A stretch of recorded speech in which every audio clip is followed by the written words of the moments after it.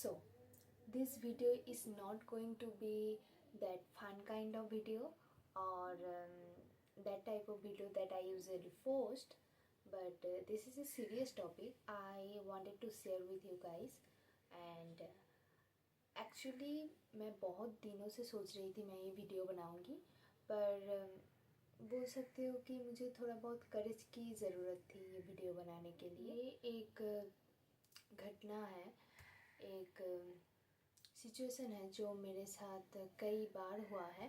And मुझे पता है ये बहुत सारे लड़कियों के साथ होता है जो दूर से ट्रैवल करते हैं, तो मैं वही शेयर करने आई हूँ आज।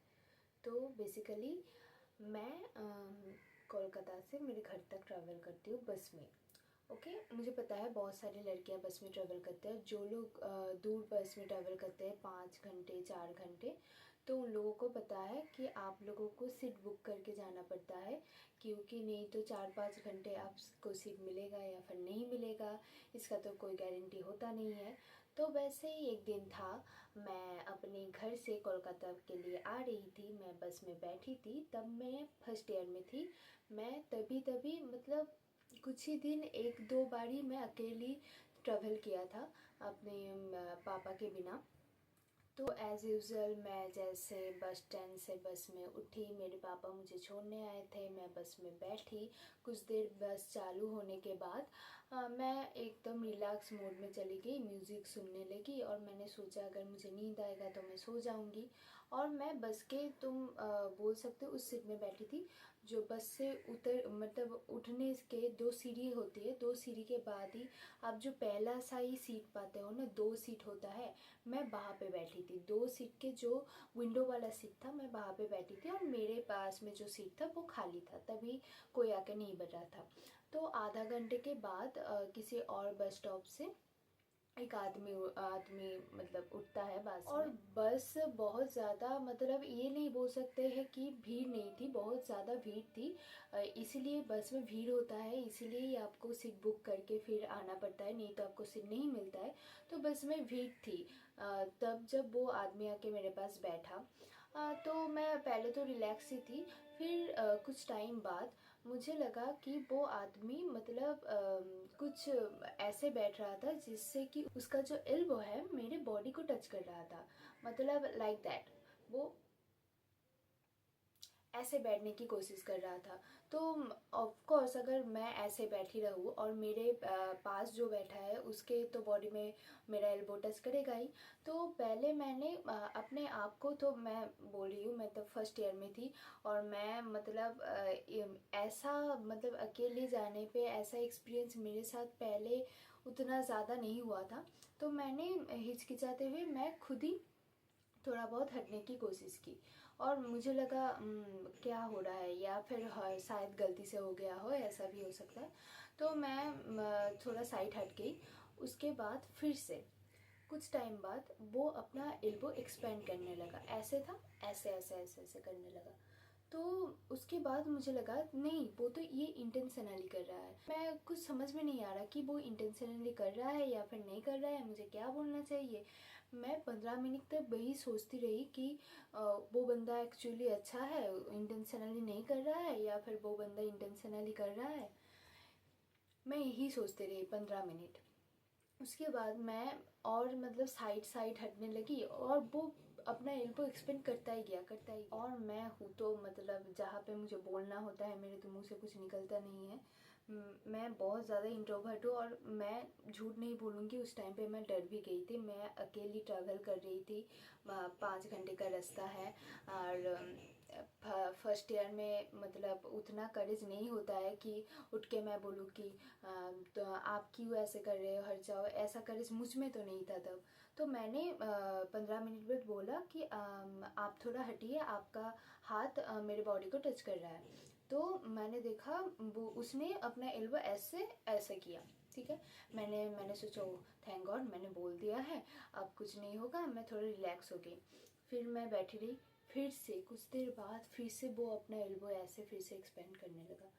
और मैं फिर तो मतलब मुझे समझ में आ गया ये वो इंटेंशनली ही कर रहा है। तो मुझे समझ में नहीं आया मैं क्या करूँ, मैं कॉन्ट्रैक्टर जो है उसको बुलाऊँ या फिर क्या करूँ। तो मैं वहाँ पे पजल हो गई। And most important point to be noted, मैं कहाँ पे बैठी थी। मैं जहाँ पे बैठी थी वहाँ मतलब पूरा जो दरवाज़ा होता है बस में उठने का, वो उसी पहला ही जो सीट होता है मैं वहाँ पे बैठी थी। इसका मतलब वहाँ पे जो हेल्पर है बस का वो तब खड़ा था। एंड ऐसा भी नहीं है कि मेरे सामने कोई सीट था कि कोई देख नहीं पा रहा था कि कोई बंदा ऐसा कर रहा है। और मैंने जैसे बोला था कि बस में भीड़ थी भाई, भीड़ थी बस में। मतलब बहुत लोग खड़े हुए थे, सभी तो सीट बुक हो गया था, फुल हो गया था, बहुत लोग खड़े भी हुए थे। तो मैं ये बोलने के बाद किसी का कोई रिएक्शन तो आया नहीं। और तब मैं बहुत ज़्यादा डर गई थी टू बी ऑनेस्ट। जो मुझे अभी लगता है मुझे डरना नहीं चाहिए था, पर उस टाइम पे मैं वो सिचुएशन कैसे हैंडल करना होता है मुझे नहीं पता था। तो मैं डर गई थी। तो मैं गॉड को प्रे करने लगी कि किसी तरह के कॉन्ट्रैक्टर ये देख ले और उसको यहाँ से उठा के कहीं और पे बैठा दे या फिर बस से उतार दे, कुछ कर ले। मैं यही प्रे कर रही थी, प्रे कर रही थी, प्रे कर रही थी। और फिर मुझे लगा शायद मुझे फ़ोटो खींच लेना चाहिए या फिर वीडियो कर लेना चाहिए। अगर मैं उसको कुछ बोलूँ बाद में, अगर वो बोले कि नहीं मैंने नहीं किया, तो मेरे पास प्रूफ हो। तो मैंने अपना फ़ोन ऑन किया और मैं उसका फ़ोटो मतलब छुपा के खींचने लगी कि वो क्या करने की कोशिश कर रहा था। तो मैंने जब फ़ोन ऑन किया उसके बाद वो जो बंदा था ना वो थोड़ा बहुत मतलब हिचकिचाया या फिर क्या बोलूँ पता नहीं। तो थोड़ा बहुत उसने अपना एल्बो अपने साइड कर लिया। तो उसके बाद मैं रिलैक्स हो गई। मैंने सोचा कि मैं फ़ोन ऑन करके चलती हूँ, तो इससे वो मुझे ऐसे मतलब टच करने का उसका साहस नहीं होगा, उसको डर लगेगा ऐसे करने से। पर थोड़ी देर बाद फिर से उसने अपना मतलब जो एल्बो एक्सपेंड करना फिर से चालू किया और वो मेरे बॉडी को टच कर रहा था। एंड मैंने थोड़े बहुत फ़ोटोज़ खींच रखे। एंड देन मुझे लगा अब मैं बता सकती हूँ कुछ उसके बाद अगर ये कुछ करे। एंड वहाँ पे खड़ी मैं बैठी हुई बहुत ज़्यादा मतलब वियर्ड वियर्ड लुक दे रही थी, ऐसे देख रही थी, मतलब ऐसे देख रही थी, हेल्पर की तरफ देख रही थी। वो जो हेल्पर था वो भी देख रहा था काफ़ी टाइम से। एंड जो लोग खड़े हुए थे वो लोग भी देख रहे थे काफ़ी टाइम से कि ऐसा हो रहा है, पर किसी ने कुछ नहीं बोला। तो मुझे लगा हाँ कोई कुछ क्यों ही बोलेगा, ये तो मेरा मैटर है, मुझे बोलना पड़ेगा। तो एक घंटे बाद 1 घंटे मैंने इंड्योर किया ये सब। 1 घंटे के बाद मेरे अंदर कुछ करेज आई और मैंने चिल्ला के बोला कि आपका हाथ क्यों बार बार यहाँ पे आ रहा है, आपको दिखाई नहीं देता ये मेरे बॉडी को टच कर रहा है, ऐसे बोला। भाई मैंने तो ज़ोर से बोला था। उसके बाद कॉन्डक्टर आया, हेल्पर वो लोग देख रहे थे। सामने सीट में जो लोग बैठे हुए थे अपने आप में गॉसिप करना चालू कर दिए और मुझे एम्बैरेसिंग फील हो रहा था, जिसका मुझे डर था कि सब मुझे देखेंगे, मैं स्पॉटलाइट पे आ जाऊंगी, मैं लाइमलाइट पे आ जाऊंगी, मैं अकेली हूँ। तब मुझे जितना अकेली फील हुआ भाई, तब मुझे लगा कि यार मैं अब बाहर निकली हूँ, मुझे पता चल रहा है मम्मी पापा के बिना अकेली मैं बाहर निकली हूँ, पता चल रहा है। क्योंकि उस टाइम पे जो लोग खड़े खड़े देख रहे थे, उसके बाद वो जो बंदा है वो अपने आप ही उठ गया। मुझे लगा वो मतलब मेरे साथ झगड़ा करेगा या फिर कुछ करेगा। उसको पता चल गया था कि मेरे पास फ़ोटो है, तो उसने कुछ नहीं बोला, जस्ट उठा। और उसके पास ही एक बंदा खड़ा हुआ तो उसको बोला आप बैठ जाइए, मुझे नहीं बैठना है। तो वो बंदा बोला नहीं नहीं नहीं मुझे भी नहीं बैठना है, ऐसे कुछ हुआ। तो कॉन्डक्टर ने क्या किया, पीछे से एक लड़की को लाके मेरे पास बैठा दिया। एंड आप लोगों को क्या लगता है उस बंदे का क्या हुआ था? वो बंदा कुछ देर बाहर तक खड़ा रहा। सब जो बैठे हुए थे उस बंदे को थोड़ा बहुत लुक दिया, मुझे थोड़ा बहुत लुक दिया। उसके बाद अपना स्टॉप आते वो बंदा उतर गया। ऐसा ही तो होता है।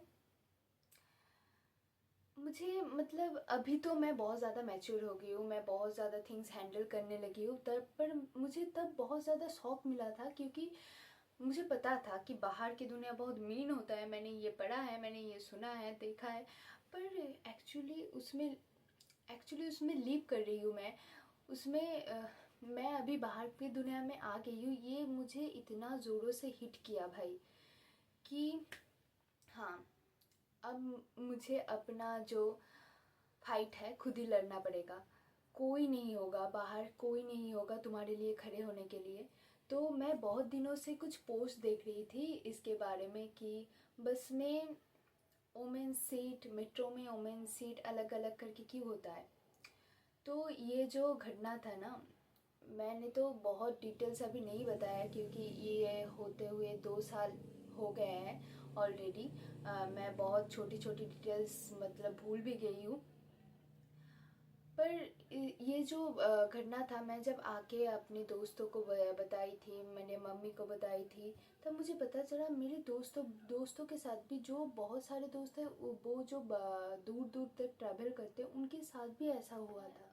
अभी तक जब ट्रैवल करती हूँ, मैं उठने बस में उठने के बाद ही ये सोचती हूँ, आज शायद कोई आके मेरे पास बैठेगा जिसके साथ मुझे लड़ना पड़ेगा।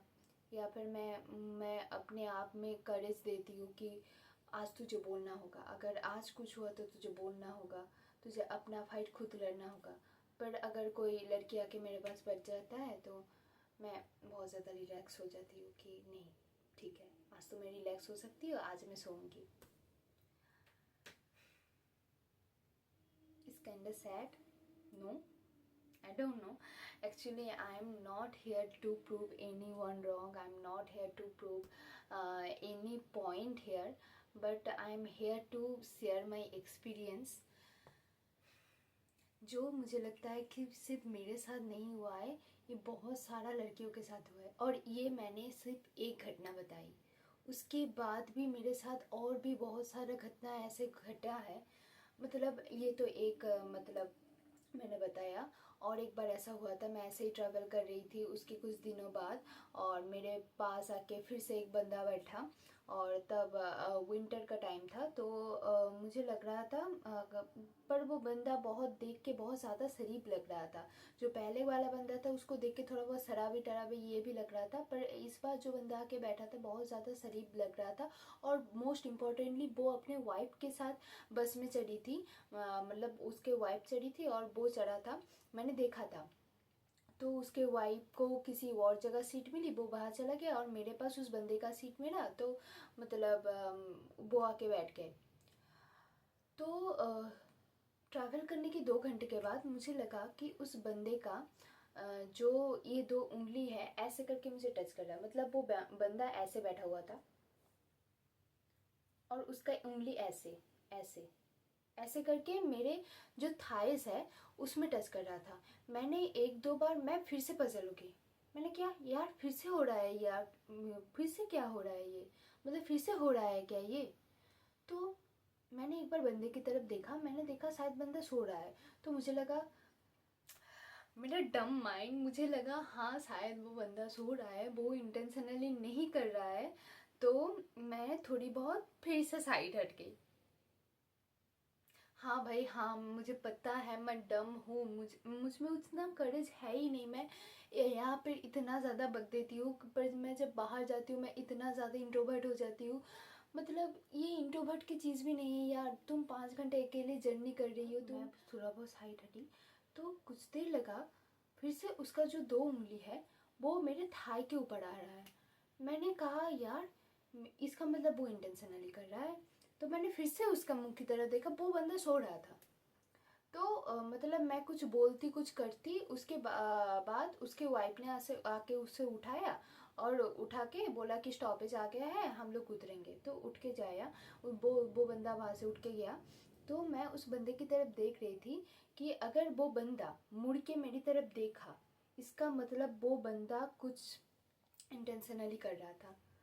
टू माई सरप्राइज, मतलब मैं सरप्राइज क्यों ही हुई, वो बंदा गेट की तरफ गया, वो उसकी वाइफ नीचे उतर गई, वो बंदा मेरी तरफ घूमा और एक क्रीपी स्माइल दिया भाई, जैसे ऐसे,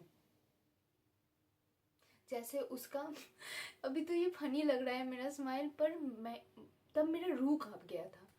कि इसका मतलब वो बंदा भी इंटेंशनली इतने दिन देर से कर रहा था, उसके वाइफ के साथ वो उठा था। यार उसके वाइफ के ऊपर मेरा इतना तरस आ रहा है ब्रो। उसके वाइफ को शायद पता भी नहीं है उसका बंदा क्या करता फिरता है।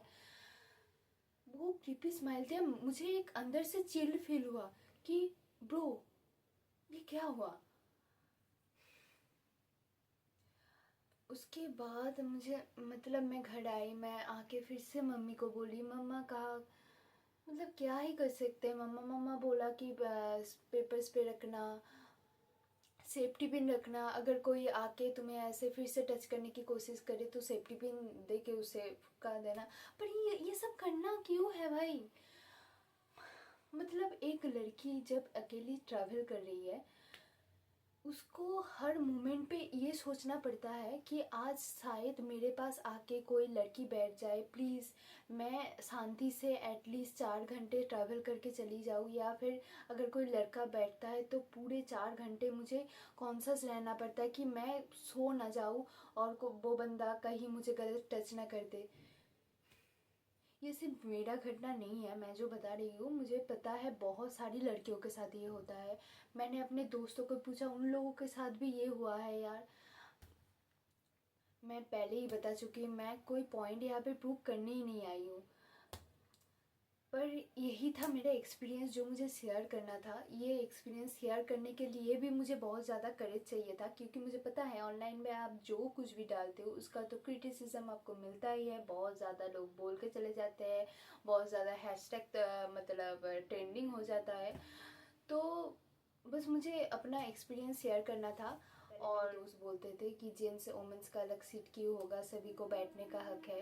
तो जब बोलते थे, कुछ लोग बोलते थे कि वोमेंस ज़्यादा वीक होता है मेंस से, इसलिए उन लोगों को सीट दिया जाता है, तो मैं उसका अपोज करते बोलती थी नहीं, अगर ये है तो एकदम इक्वल सीट मिलना चाहिए, दोनों को सीट मिलना चाहिए, ऐसे ऐसे। बट उस दिन मुझे पता चला कि बस में क्यों, मेट्रो में क्यों वोमेंस का जगह अलग होता है। अभी भी क्या बोलते हैं, सपोर्ट में हूँ कि बॉयज़ एंड गर्ल्स का सीट इक्वल होना चाहिए, पर अलग अलग ज़रूर होना चाहिए।